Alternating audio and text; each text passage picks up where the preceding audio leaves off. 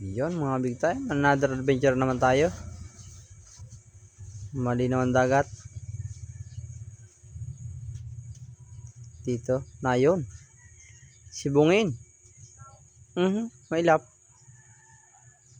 medyo mailap ang isda pag gantong maliwanag ang buwan. Sa pool ka sibungin ka, yun, first class agad na isda, sibungin. Maliwanag kasi ang buwan kaya may lapang isda. Tago pati silang maigi. Kaya kailangan nating magsilip-silip sa mga bato. Ayos. Maganda natin binamano.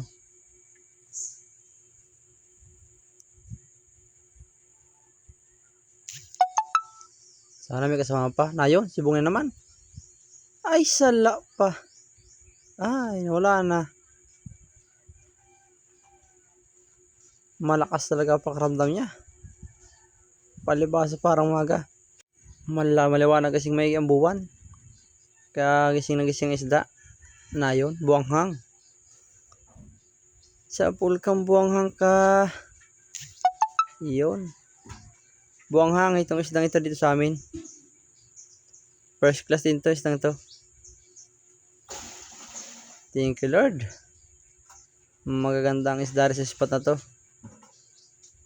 Tsaga lang tayo. Baka may mga kasama pa rin sa unahan.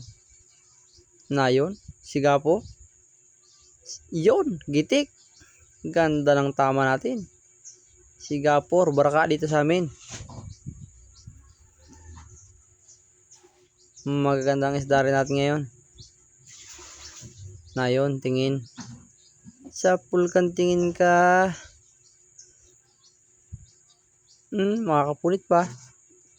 The place ang kanyang tama, buti hindi nakapunit. Na yun, gadol. Or gadol dito sa amin. Balatan. Kada ito yung gadol. 80 na. Itong ganito wala kayo dito sa amin. Itong isang piraso na ito, 80 pesos na yan. Sana may kasama pa. Tingnan natin maigi. Marami na naman tayo nakuha ang gadol. Di ko lang na video yung iba kanina. Pupuno na yung ating lagayan. Hanap ulit tayo at baka may mga gadol pa rito.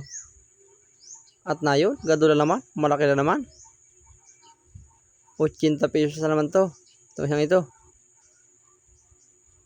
Or baka 100 pa nga at malaki maigi. 100 pag malaki dito sa amin. Hanggang 120. Depende rin kasi sa size yan. Hanap pa rin tayo mga big time. Na yun, gadol na naman. Yun, talagang labas ang gadol ngayon mga big time at mainit ng tubig. 50 itong isang ito. Medyo maliit-liit tayo. Ayos na mga big time. Marami na naman ang ating lagayan. Tingin-tingin pa tayo at baka may mga gadol pa rito. At maya-maya ahon na rin kami at puno ng ating lagayan.